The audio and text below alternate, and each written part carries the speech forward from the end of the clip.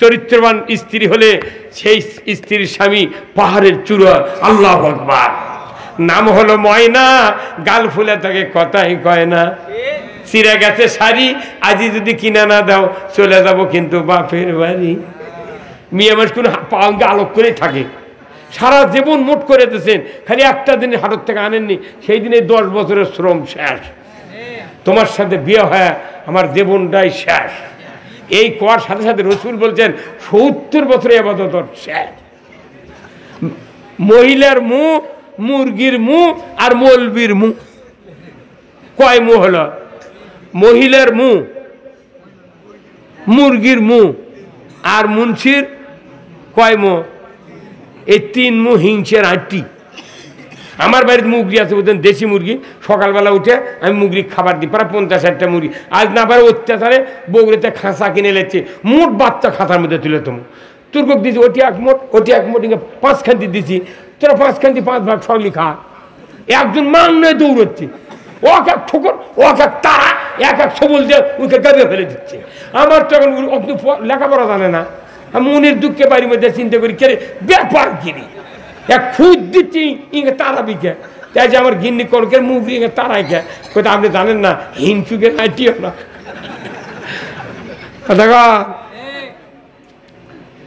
চার হুজুর দেখবেন যে হুজুর যদি 50 জন একখান্তি হয়, দেখবেন যে ওর লাগিয়ে গেছে একটা কিছু। এই দেশের মোট মাস করছে হুজুরাই ঠিক নেই, আমরা কি করবো?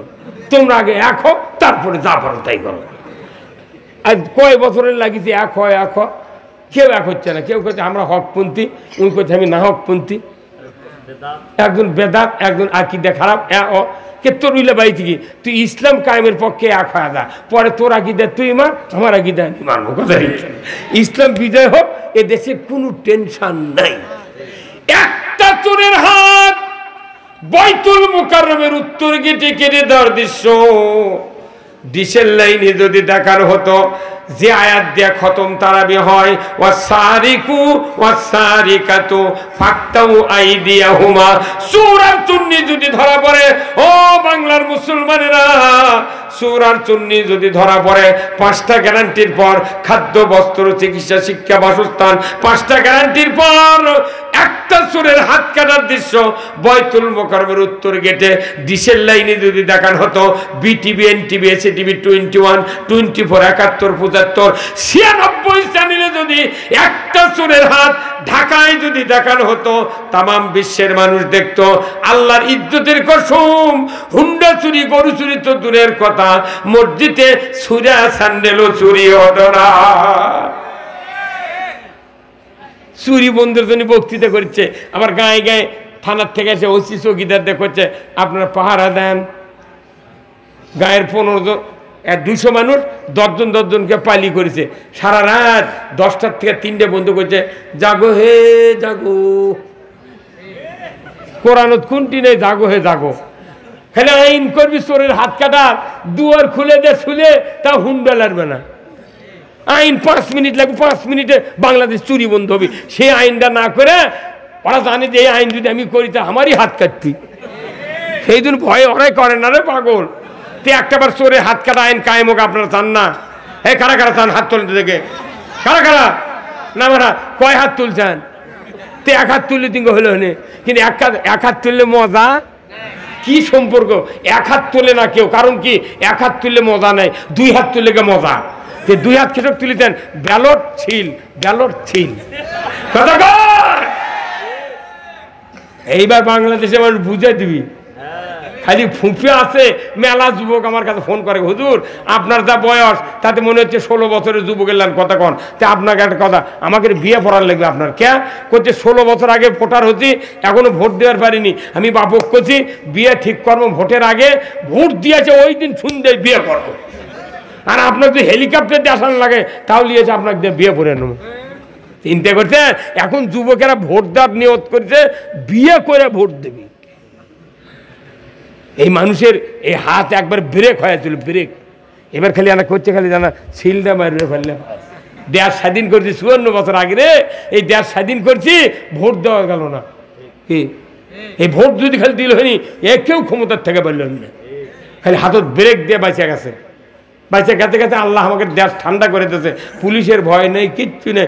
পুলিশ এখন 2 বছর আগে কথা ওই স্বরাষ্ট্রমন্ত্রী আসাদুজ্জামান খান এই গাঁজা খায় গেছে, চোখের চারিদিকে উঁচু হয়ে আসে এই কথা কন না, তুই গাঁজা খাতে ওই বুঝছেন চোখ ফুলে গেছে মিনতে, মানুষের চোখ অঙ্ক হবি কেরা ই কথা দিয়া দাঁড়িয়ে রাখলে তার পুলিশের চাকরি হবে না। এখন আবার দেখিচ্ছি মেলা ওসি এসআই দাঁড়িয়ে দিচ্ছে, সেই আজ আমি কোর্টত হাজিরা, আজও কোর্টত হাজিরা দিচ্ছি, গতকালকে হাজিরা দিচ্ছি, আজও হাজিরা দিচ্ছি। 2 পুলিশ করতে হুজুর শোনেন তো আপনি কি বক্তা? মানে হ্যাঁ, তো বক্তাই তো কোথায় আপনি কি করেন? আমি কি শুনবেন কন? আমি পলিটিক্স করি। কোন পলিটিক্স? আমি কোন আল্লাহর আইন কায়েমের গো, তাহলে জামাতি করেন? হ্যাঁ, এই মরদ জামাতি করে। তে আপনি মগে দাঁড়িয়ে গেছেন, কোথায় হুজুর 2 বছর আগে আমাকে দাড়ি কামিয়ে দিয়েছিল, কোথায় দাঁড়িয়ে রাখলে বেতন পাবো না। এখন দাড়ি সগলি ওই তারাগঞ্জে গেছি, রংপুর দেখি ওসি আছে সেই রকম দাড়ি, সবাই এখন দাঁড়িয়ে গিচ্ছে। দেয়ার যে পাল্টে গেছে বোঝে না, পাগল বোঝে না। দেয়ার ঘোরার পথে আছে, আপনার খালি আনা ধাক্কা দেন, এই দেশে ইসলাম কায়েম হয়ে যাবে। এই ধাক্কা দিতে পারবেন না? কবে ধাক্কা দেওয়া লাগবে? ওই ভোটের দিনে ধাক্কা। কয় হাতের ধাক্কা? 2 হাতের ধাক্কা। আল্লাহু আকবার। আমরা এদেশে ফাঁসির কাছে ঝুলেছি, জেল জুলুম ভোগ করেছি, আমরা এদেশে কোরআনের পার্লামেন্ট দেখতে চাই। কারা কারা আছেন? আগামীর বাংলাদেশ, কোরআনের বাংলাদেশ, আগামীর বাংলাদেশ, আলিম উলামার বাংলাদেশ, আগামীর বাংলাদেশ, ইসলামের বাংলাদেশ। লিল্লাহে তাকবীর, নারায়ে তাকবীর। আল কোরআনের আলো সংসদে আলো, নারায়ে তাকবীর। আপনি জানা বন্ধ করবেন, কোরআনের আইন দরকার। আল্লাহ রসুল বলেছেন দুনিয়াতে সবচেয়ে বড় নিরাপত্তার আইন 3টি। দুইগণ কয়টি? 1 নাম্বার হলো সুদ হারামের আইন, 2 নাম্বার হলো যাকাত আইন কায়েমের আইন, 3 নাম্বার হলো আপনার চুরি জানা বন্ধ করার আইন। এই আইন কায়েম যদি হয়ে যায় দুনিয়াতে শান্তির ঢল নেমে যাবে। যদি কন্যা মারা হওয়া, আমার আল্লাহ বলেছেন লা তাকরাবাজ জানা, জানার ধারে কাছে দেয় না। বাংলাদেশে জানা হয়, আমার আল্লাহ বলেছেন বিবাহিত পুরুষ বিবাহিতা নারী যদি জানা করে, এই পুরুষের কোমর মহিলার সিনা বন্ধ মাটির ভেতর গেড়ে দিয়া, আদলা পিকেট দিয়া যদি হাড্ডি গুটি মাটির সাথে মিশে দেওয়ার দৃশ্য ডিসেল লাইনে দেখার হতো, একটা বিচার বাংলাদেশে শিক্ষক ম্যাডাম, ছাত্র ছাত্রী, চেয়ারম্যান ভাইস চেয়ারম্যান, যুবক যুবতী কেউ জানা করতো না। জানা করো তো দূরের কথা, 5 বছরের ভেতরে মোবাইল খুঁজলে একটাও মিস কল ধরা পড়তো না। জানা বন্ধ করা লাগবে আইন দিয়া, অথচ আমাকে জানা বন্ধ হচ্ছে না, খালি আইন অভাব। সব আছে আমাকে, দাড়ি টুপি জুব্বা ইসলামের মোট কাজ আছে আলহামদুলিল্লাহ, খালি একটা কোরআনের আইন দরকার। কি ভাই, কোরআন আইন কায়েম হোক। আপনি সভাপতি হিসাবে যদি না চান, আপনার ইমামকে বলতে হবে ইমাম সাহেব কোরআনের আইনের পক্ষে কথা বলবেন। ইমাম এই কথা যদি বলে, আপনি ইমামের আগে জান্নাতে যাবেন, কারণ মোতাল্লি তো মসজিদের হেডম্যান, কথা ঠিক কিনা? আর এই মোতাল্লিদের কমিটি আছে, লৌহে মাহফুজে মসজিদের কমিটি আল্লাহ বানিয়ে দিয়েছে। সূরা তওবার 18 নম্বর আয়াত, ইন্নামা ইয়ামুরু মাসাজিদাল্লাহ মান আমানা বিল্লাহ ওয়াল ইয়াউমিল আখির ওয়া আকামুস সালাতা ওয়া আতাজ যাকাতা ওয়া লাম ইয়াখশা ইল্লাল্লাহ। ইমামদের দায়িত্ব এই কমিটির কথা মুসল্লিদেরকে বুঝান। আল্লাহ লৌহে মাহফুজে কমিটি বানিয়ে দিয়েছে যে 5টা গুণ যাদের থাকবে তারা মসজিদের কমিটির থাকবে। 1 নম্বর হলো আল্লাহর উপর ঈমান, আখিরাতের প্রতি ঈমান। তারা নামাজ কায়েমের চেষ্টা করবে, যাকাত আদায়ের চেষ্টা করবে, তারা আল্লাহ ছাড়া কাউকে ভয় করে না। এরা হলো মসজিদের দায়িত্ব পালন করার দায়িত্ব পালন করবে। যদি বলো ঠিক কিনা? আর আমাদের দেশে অনেক, আপনাদের এই দিক ভালো, আমার গ্রামতে আছে যে মসজিদে লেগে দিয়েছে জমি 10 বিঘা, তাও খারির বাতার গুলো দিয়েছে, যদি আবাদ হয় না সেই জমি লিখে দিয়েছে যে যতদিন এই দাতা সংস্থার অভিভাবকের মধ্যে ফ্যামিলির মধ্যে পুরুষ বংশ থাকবে ততদিন এই মসজিদের মোতাল্লিগিরি করিতে পারিবে, নামাজ পড়ে পড়ুক। এগুলার কাম বাঁধেনি। মসজিদের কমিটিতে আল্লাহর ওয়ার্ডার মতো হয়, ওই মসজিদে নামাজ কায়েম হবে। সমাজের দায়িত্ব মুসল্লিকে মানুষের বাড়ি বাড়ি যায় মসজিদের ডেকে আনা। যেহেতু ইসলামী রাষ্ট্র নাই, কয়জন মোতাল্লি ওই কমিটি এলে বেন আমাদের বাড়ির কাছে দেখান তো। ধনী মানুষ কোন দিকে আল্লাহর দাওয়াত দেয়? ওই খালি কয়দিন ভেউ বেসপি করতেন, সেই দিন আমার বাড়িতে আসবে। মানুষ মরে গেলে কবরের মধ্যে মাটি দিচ্ছেন যে মিনহা খালাকনাকুম ওয়া ফিহা নুঈদুকুম ওয়া মিনহা নুখরিজুকুম তারাতান উখরা। হে আল্লাহ, বান্দা তোমাকে এই মাটি দিয়ে আল্লাহ বানাছিল, মরার পর মাটির মধ্যে রাখলাম, এই মাটির থেকে তোমাকে উঠান হবে। এরা জীবিত মানুষের উপদেশ, জীবিত মানুষের উপদেশ মরা মানুষের বকুত দিচ্ছে। এই গ্রামের যে মানুষ নামাজ পড়ে না, মুসল্লিরা যে 20 জন মুসল্লি কমিটি সহ সকালবেলা দাদু বলে আব্দুর রহিম বাড়িতে আসো, আছি চাচা শোনো তো, দরজা তেলো সালাম টালাম দিয়ে, বাবা তুমি তো বহুদিন হলে দুনিয়া যাচ্ছ, যে তোমার বয়স 10 থেকে আজ 42 বছর বয়স, তুমি তো জুম্মাত যাও না, যে তুমি আগামী জহরের থেকে যদি জুম্মাত না দাও, এই আমাদের 20 জন মানুষ আসছি, দুপুরে তুমি তোমার খাবার দেওয়া লাগবে, দুপুরে তোমার খাবার দেওয়া লাগবে। আর যদি জুম্মাত দাও তাহলে আলহামদুলিল্লাহ, যদি না দাও এর মধ্যে তুমি মরে দাও, আমরা যদি বাঁচে থাকি তোমাকে মাটি দেবো না, তোমাকে ওই 14 মাসের রোদ দিয়ে শুকামো। তো ওরা সরে দেওয়ার পরই বউ ওর সাথে ঝগড়া লাগবে, তুমি যদি জুম্মাত না দাও জহর থেকে, তাহলে ওরা যে মন মাস ভাত খাবার চালো, ওরা যে ভাত খাবার চালো, তুমি হয় ভাত জুম্মাত যাবে, না কিছু কর, আমি বাড়িতে থাকবো না। এই কথা কি? প্রত্যেকটা কমিটির দায়িত্ব ওই গ্রামের একটা মানুষ বেনামে যাহা মরে, ওই ইমাম সহ কমিটির কিয়ামত দিন জবাবদেহি করা লাগবে। আর ওই মিটিং, ওই যে কমিটি হবে মসজিদের, তার মেন সভাপতি হবে মসজিদের ইমাম, পদাধিকার বলে ইমাম সভাপতি হওয়া লাগবে। কতদিন রাত্রে ওই মিটিং করে মসজিদের, বুঝছেন? পরের দিন শুক্রবার আমাকে কয় যে অমুক সেক্রেটারি, অমুক সভাপতি, অমুক মোতাল্লি কেজিয়ার, আমরা যা বলবো আপনারা তাই শুনবেন। একটা মাদ্রাসাতে এককালীন মামা তোরা লিয়ে যেত, লিয়ে গেছে ওই চামড়া 300 টাকার চামড়া দেয়, দাম কত? ওরে 700 টাকাতে বেয়েছে ভাই, 700 টাকা বেয়েছে। ওই আবার মোবাইল নাম্বার অর্থে এলেছি, ভাই তুই কার কাছে বেচলু? অমুকের কাছে। ও ফোন দিছি, কত দিয়ে বেচু? কইতে আমি 1450 টাকাতে বেয়েছি। তারপরে আবার ওই ফোন লিছি, কে ভাই তুমি? আমি 2200 টাকা দিয়ে বগুড়া কালীতলা দত্তবাড়ি ওই ইয়ে দিছি, আরও তোর দিছি। উই আবার বেয়েছে, আমি তখন ভাই ভাই ওর ঢাকার মহাজন, ওই না হলে 3000 3500 বেয়েছে। পরে আবার শূন্য, তাহলে এই চামড়া কোনটি যায়? কইতে ভারতত যায় পাকা করার জন্য। তাহলে এই চামড়া ভারতত কত দিয়ে বেচে? কইতে 7500।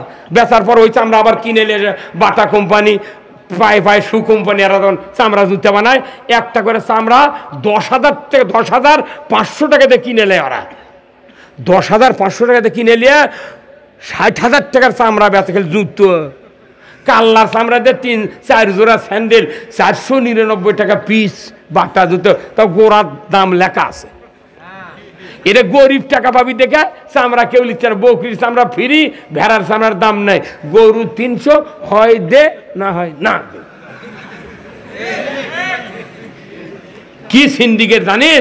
এলাকা বাটা কোম্পানি পায়ে পায়ে শো, জুতার কারখানা খালি ধনী বানাচ্ছে পাগল। আর গরিব দেয় টাকা পাইলে হয়নি, এক চামড়া 20 টাকা দিয়ে বেচে 5000 লোক যদি দেয়, তাহলে ওই টাকা শরবত করা লাগবে। কি ভাই এগুলো হচ্ছে? দেখো আমি করছি তো, এইগুলো হচ্ছে। এখন এই কথাগুলো তো জুম্মত হবে না, শোভাত হবে না। আমি নিয়ত করছি, এই আসল ক্ষতিগ্রস্ত হচ্ছে মানুষ সব দিকে। জাকাত, চামড়া, ফেতরা, ওসর, এই 4টা খাত যদি বাংলাদেশ চালু থাকতো, একটা লোক কোনো এনজিওর কাছে কিস্তি লওয়া লাগিত না। কতক্ষণ? তাহলে এই কিস্তি তুলে যদি না পারি, আমাকে ইমান থাকিচ্ছে না। কোন তো অজু করে 22 সালে অজু থাকে, রোজা করে দুপুরে ভাত খেলে রোজা থাকে, নামাজ পড়ে মধ্যে সপ্তাহ করছি, বাবা আমাকে গরু জাফর তাই খরচ দিয়ে যাচ্ছে, নামাজের মধ্যে আমি করছি, বাবা জাফর কেন দেরি করে আমি নামাজ পড়ে বাড়াই, নামাজ থাকবে? তাহলে আপনি নামাজ ভঙ্গের কারণ জানলেন, অজু ভঙ্গের কারণ জানলেন, রোজা ভঙ্গের কারণ জানলেন, ইমান যে ভাঙ্গে যায় সেই কারণ জানলেন না গা? সুদ খালে, সুদ দিলে ইমান থাকে না। তাহলে আমাকে সব দিকই ব্যারাম বেদি, ক্যান্সারে পরিণত হচ্ছে। কোনটা ওষুধ দেবো আমার বাড়ির চিন্তা ভাবনা করি, কি কই? মানুষের দুর্দশা, সমাজে এই দুর্দশা। কোরআন আছে, সমাধান হলো না, তাহলে বোঝা যাচ্ছে আমরা কোরআনের উপর এখনো ইমান আনতে পারি নাই। এই কোরআন দিয়ে পৃথিবী চলুক, কারা কারা চান দুহাত তুলে আল্লাহকে দেখ। লিল্লাহি তাকবীর, নারায়ে তাকবীর। যাদের পিতা, যারা পিতা আছেন, সন্তান যদি ছোট থাকে এখনই মাদ্রাসার দেন ভাই। যদি সন্তান বড় হয়ে যায় লাতিক দেন, না লাতিক বানান, আপনি হাফেজ বানান, আলেম বানান, আপনি বাঁচতে পারবেন, আমি বাঁচতে পারবো। সন্তানও যদি আলেম না বানান বাঁচার উপায় নাই। এটা প্রথম কাজ। দ্বিতীয় কাজ হলো, আপনার স্ত্রী আছে না? স্ত্রী আছে না সবারই? যারা বিয়ে করেন তাদের স্ত্রী আছে। আপনাকে দায়িত্ব দিয়েছে রসুল যে তুমি মৃত্যুর আগে স্ত্রীকে জান্নাতি বানাও। মৃত্যুর আগে স্ত্রীকে জান্নাতি বানিয়ে মরা লাগবে। আমি যদি ব্যর্থ হই স্ত্রীকে জান্নাতি বানানোর জন্য, আমিও জান্নাত পাবো না, স্ত্রীও জান্নাত পাবে না। তার সবচেয়ে বড় দায়িত্ব স্ত্রীকে জান্নাতি বানান। আমরা কি পারবো? রাজি আছি? আল্লাহ রসুল বলেছেন কিয়ামত হয়ে যাবে, মানুষগুলি দুই ভাগে বিভক্ত হবে, এক ভাগ জান্নাতে যাবে, এক ভাগ জাহান্নামে যাবে। জান্নাতি হয়ে যাওয়া ভাগগুলির মানুষের ভেতর থেকে জান্নাতুল ফেরদাউসের ভেতরে আল্লাহর একজন বান্দি কিছুদিন পর হাউমাউ করে কান্নাকাটি শুরু করবেন। আল্লাহ বলবেন, এই ফেরেশতা দেখো না, জান্নাতুল ফেরদাউসের ভেতরে আমার এক বান্দি এত চিৎকার করে কাঁদে কেন, কি হয়েছে, সমস্যা? ফেরেশতা গিয়ে বলবে, আল্লাহর বান্দি কেন কাঁদেন, কি হয়েছে আপনার? আল্লাহর বান্দি বলবে, আল্লাহর ফেরেশতা, আমি দুনিয়াতে 70 বছর বেঁচেছিলাম, আমার একটা চরিত্রবান স্বামী ছিলেন, আমাকে বিবাহ করার পর প্রথম মোহরানা পরিশোধ করেছিলেন। আল্লাহু আকবার। বাংলাদেশে কি মোহরানা পরিশোধ হয়? কি ডাকাতি! আল্লাহ রসুল বলছেন, যারা বিবাহ করলো মোহরানা পরিশোধ করলো না, কিয়ামতের দিন জানাকারের কাতারে ওঠা লাগবে। এই যে ব্যবসা বাণিজ্য, আম, তারপর ধান চাউল, কত কৃষি কাজ করছে। আরে বছরে 5,000 দিলে 10 বছরে মোট মোহরানা শোধ হয়ে গেল। উনি খালি করছে, দেখো রে নইমের মা, তুমি যদি মোহরানার দাবি শোধ না করো তোমাকে টাচ করবো না। এখন বউ চিন্তা করছে, ডিজিটাল যুগ, পালসার গাড়ি দিয়ে আমার বাপ বিয়ে দিয়েছে, প্রথম দিন যদি কাজে করি তার তো বিপদ। তখন করছে মাপ দিলাম, 6 মাস পর চর মারিছে গালত, তখন করছে তোকে মুখ দিয়ে মাপ দিচ্ছ, অন্তর দিয়ে দিইনি। কি লাভ? কি লাভ? মোহরানা।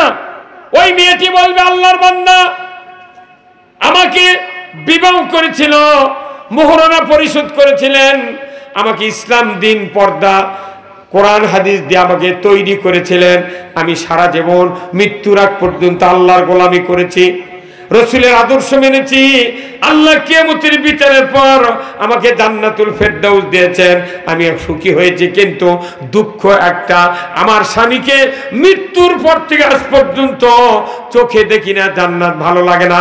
আজকে বেহেশতের ভিতরে যদি দুনিয়ার ওই চরিত্রবান স্বামীকে দেখতে পাইতাম, আমার কলিজাটা জড়িয়ে নিতাম।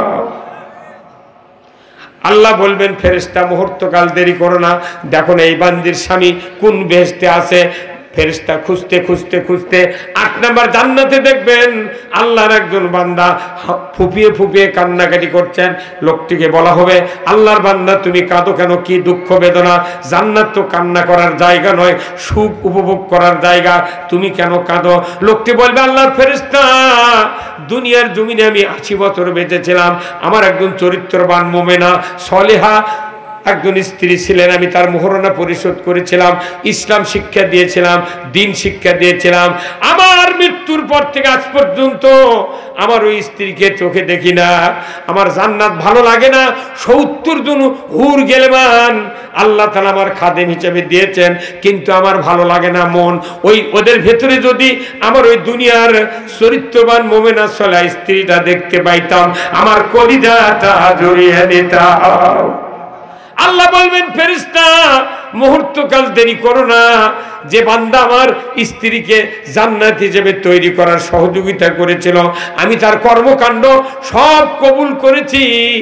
আমি তোমাকে হুকুম দিয়ে দিলাম, ইচ্ছা করলে আমি স্ত্রীকে ডিমোশন দিয়ে স্বামীর কাছে দিতে পারতাম, কিন্তু দেব না, আমি হুকুম দিয়ে দিলাম আমার ওই বান্দাকে প্রমোশন দিয়া স্ত্রীর জান্নাতুল ফেরদাউসে দিয়া দাও।